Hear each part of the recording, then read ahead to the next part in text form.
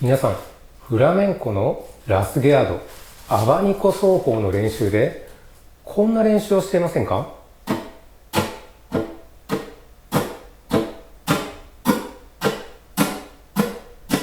他にもこの練習をずっとやっていませんか？これ、前者はフォームを崩してしまうし、後者はリズムを崩してしまいます。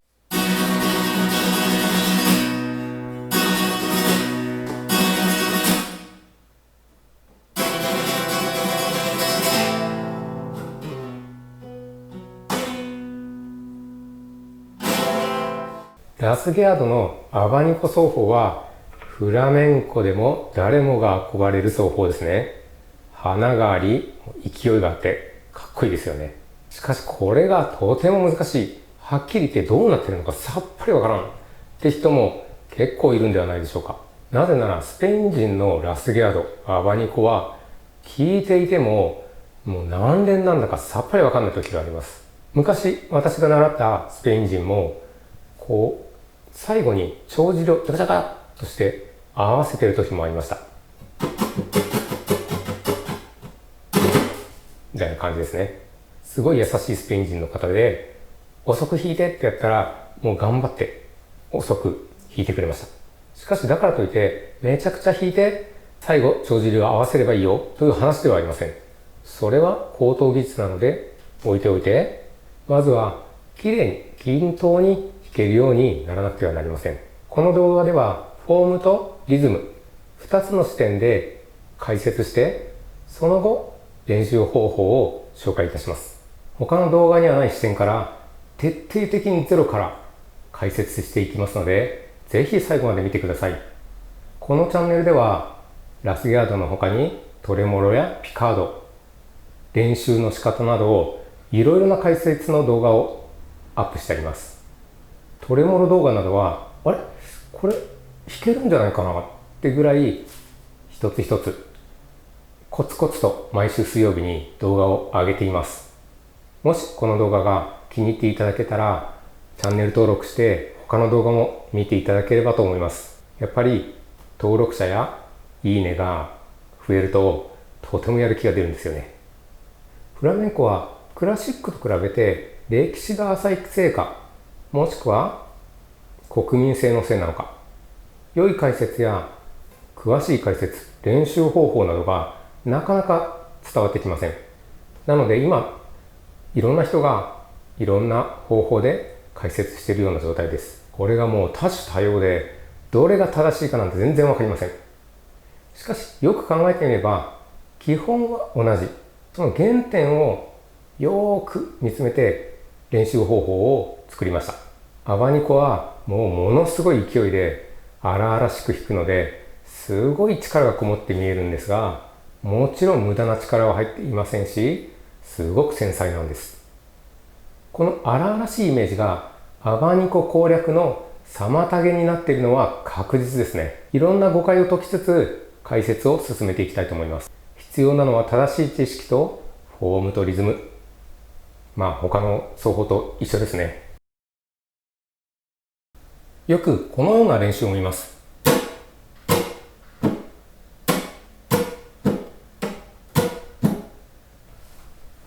この弾き方は親指をかなり力入れて動かしています。これだと弦の抵抗をすごく受けてしまうのもあり、早く弾くこともできません。基本親指は反りません。手首の角度と腕の動かし方で親指を弾きます。もう一つこのような練習も見ます。これはフォームの感覚をつかむのにはいいんですけど、これを続けているとある支障が出ます。それは16分音符のリズム感がついてしまいます。つまり16分の3つ目の音、拍の裏から始まってこの親指のダウンが頭に感じてしまうんですね。親指をダウンストロークした時が頭に感じてしまって体に染み込んでしまうんです。これがかなり厄介で、自分では頭と感じてないので、弾いている時にリズムの感覚がずれてしまうんですね。フォームが良くてもなぜか弾けない現象が起こります。しかも勢いだけでやるのでリズム度外視なんですね。しかもテンポに乗せるわけでもなくやっていると、もう本当にひどいものになってしまいます。これはやってはいけない動画で詳しく解説していますので、ぜひ概要欄から辿ってみてください。それではフォームの解説をしていきたいと思います。まずは手首です。まっすぐではなく少し曲げます。つまり多くの人が勘違いしていますが、まっすぐにしてこう回転させるのではなく、幽霊のようにちょっと曲げてこのように動かします。また後で説明しますが、この動き皆さんどのような感覚でしょうか。何も考えずにやると上から下に振り下ろすときに勢いを入れていませんでしょうか。しかしそこは3連の3つ目の音なんですね。厄介なのは親指の方へ振る、上に上げる動作の時に頭を意識しないといけません。日本人のせいなのか、人間とはそういうものなのか、この振り下ろす動作に意識がいってしまい、拍の頭に持っていきたくなるんですね。なので先ほどのチャラッチャラッという練習、これはフォームの感覚をつかむだけ。あまりこればっかりやるのはやめましょう。もしくはやるんであればアップの時が頭と強く意識しなくてはなりません。腕はこの曲げた手首をうまくしならせるように動かします。腕の中の2本の骨を動かす動きです。イメージできない人は手のひらを返す動き、これの動きを利用します。そして親指は反りません。ほぼ脱力ですね。手首と腕の動きで弦に当てます。このように反っていると弦に負けてしまいます。すごい手が大きくてですね、指が太くて強い人なら負けないかもしれませんが、下手にやると指を痛めるかもしれません。この親指を攻略するのが非常に難しいと思います。後で練習方法を解説します。そして中指、薬指、人差し指の人もいるかもしれません。上げて伸ばして払って弾きます。これは癖の人、または使う場面で使い分ける人、この2パターンがあります。中指と薬指で弾くと大きな音が出ますので、ソロとか歌の伴奏ではあまり使われません。踊りの伴奏でよく使う感じです。他の奏法と音の差をなくすために中指で人差し指で弾く感じです。親指でアップストローク、その後に指を広げる感じで弾きます。あまり強く弾かずに優しく弦を撫でる感じで弾きましょう。もちろんほとんど力はいりません。伸ばす力だけです。では練習方法です。まず親指でストロークができないと始まりません。ギターがあるとやはり力が入ってしまうので、ギターを置きましょう。アマニコの基本的なフォームを作ります。まずギターを置いて手で練習しましょう。親指だけで3連の1と3を弾きます。さらに弾くとき、拍の頭の時に足を踏み、体を沈み込ませます。これがめちゃくちゃ重要です。アップの時に拍の頭という感覚を体で感じます。3連の1と3なので、親指の上下は一定ではなく、こうダウンとアップが近づく感じですかね。速いとこう一定に感じますが、それは間違いです。一定じゃない感じをちゃんと意識できないのが、またラスゲアードができない理由でもあります。ちょっとオーバーなくらい体を揺らして感覚をつかみましょう。テンポはゆっくり頭を感じられるスピードにしましょう。何も考えずに早くやってもうまくはなりません。親指に力が入らないように手首の振りで親指を使いましょう。親指の当て方は90度ではなく45度、これぐらいだと思います。やってみましょう。ちょっとアップにします。タッタッタッタッタッ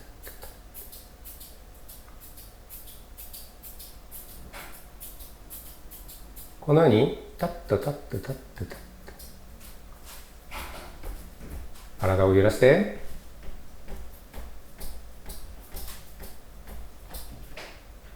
こういう感じです。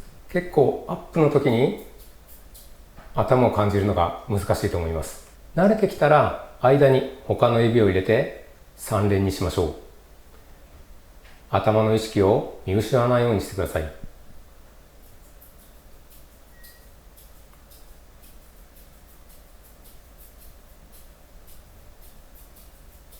間に入れるだけでアップの頭の意識が薄れると思います。ここをおろそかにしないように頑張りましょう。さっきの親指だけの練習と交互にやると感覚がつかみやすくなると思います。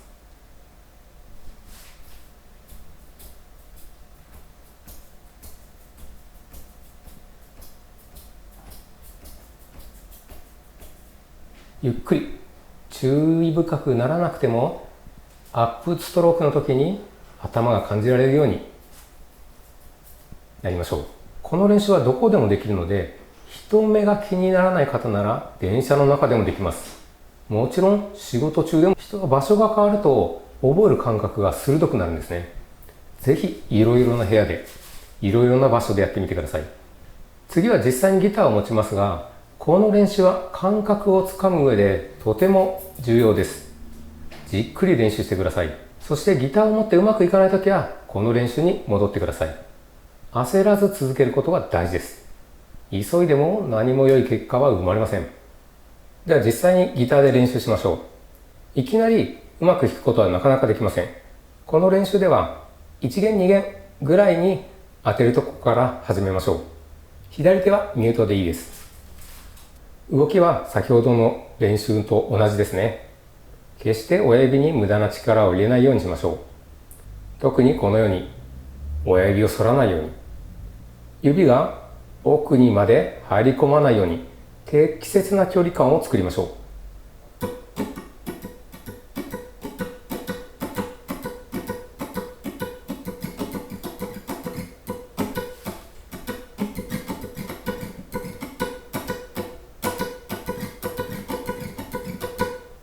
どのくらいで弾いているのかをスロー動画を載せておきますので確認してみてください。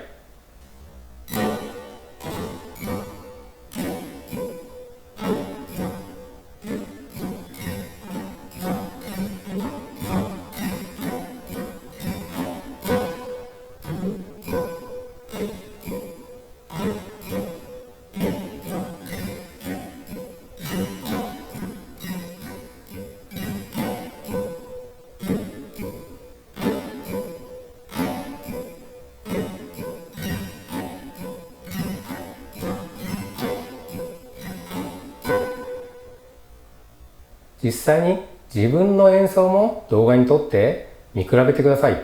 弾いている時の感覚に頼ると良くない結果が待っています。私も実際スローで録画するまでイメージと録画を見たものでは全然違ったということはしょっちゅうあります。直接見ても鏡を見ても弾きながら見るのと録画を見るのとでは全く違います。スロー動画が撮れれば最高です。慣れてきたらだんだんと弾く弦の数を増やしましょう。無理に全部弾こうとせずに、なんとなく音が増えればいいなくらいで十分だと思います。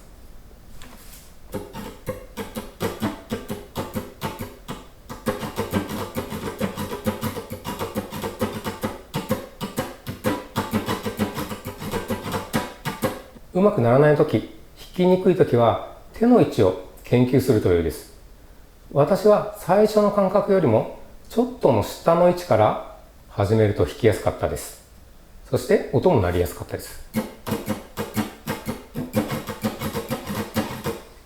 これは下の方で弾けというわけではなく、私が上の方で弾いていたので下の方にずらしたという話です。自分が弾きやすいと思った感覚を信じてください。面と向かっていればもうちょっと下なんじゃないとかですね、ちょっと力入りすぎじゃないとかアドバイスもできるんですが、こればかりは YouTube では難しいですね。そしてどんな時も頭の感覚は忘れずにいてください。そこが崩れると台無しになってしまいます。特にミュートじゃなく音が出るとさらに頭が取りづらくなります。親指のダウンストロークに力を入れすぎると頭の感覚を失いやすいです。アップの時にちょっとオーバーめにアクセント気味に弾くとつかみやすいです。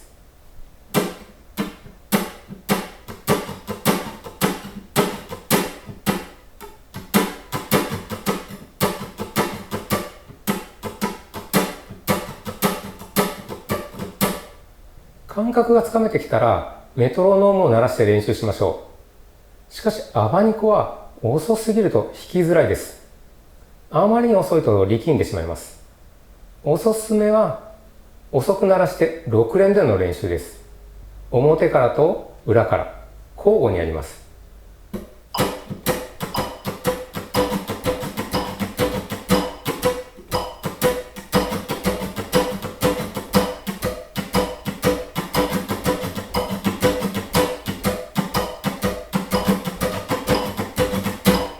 続けてずーっと弾き続けるのはおすすめしません。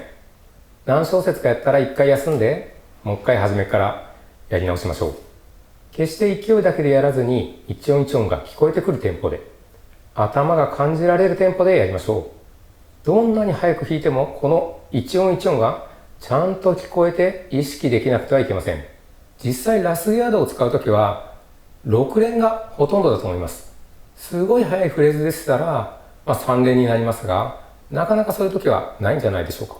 実際には普通のストロークをしながらラスギャードに移行する場面もあります。もちろんアルペジオやピカードからもあります。その時にあんまり弾くぞとならないようにしましょう。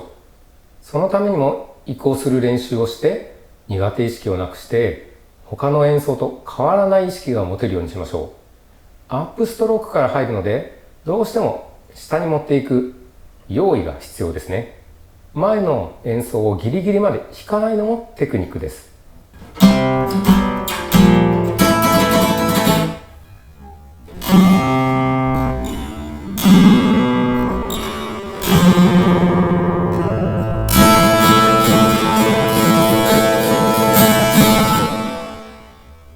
プリングやハンマリングを使えば右手がちょっと休めるので、そういう使い方もすごい高等テクニックだと思います。まずはミュートしてできるようになり、次に音を出して弾く練習に移行するといいと思います。実際に音が流れるとさらに頭を取りにくくなります。しっかりと体に頭を叩き込んでから音を出す練習に移行しましょう。おさらいです。親指に無駄な力を入れないこと。手首と腕を使って弦に当てましょう。アップストロークの時に頭を感じられるようにしましょう。今回の動画ではこれが一番重要だと思います。ダウンストロークの時に勢いをつけないように、力を入れすぎないようにして、テンポの頭の意識を持っていかれないようにしましょう。感覚は簡単に身につくものではありません。焦らずにギターを持たない練習から丁寧に練習を積み重ねていけばアバニコが弾けるようになります。全部ほんと隅々まで解説するのはなかなか難しくて、またいい練習方法が思いついたら動画にしてアップしたいと思います。その動画を見逃したくないよって方はですね、ぜひチャンネル登録をお願いいたします。他にもトレモロやピカードの動画上げてありますので、ぜひそちらも見てください。それではまた次の動画でお会いしましょう。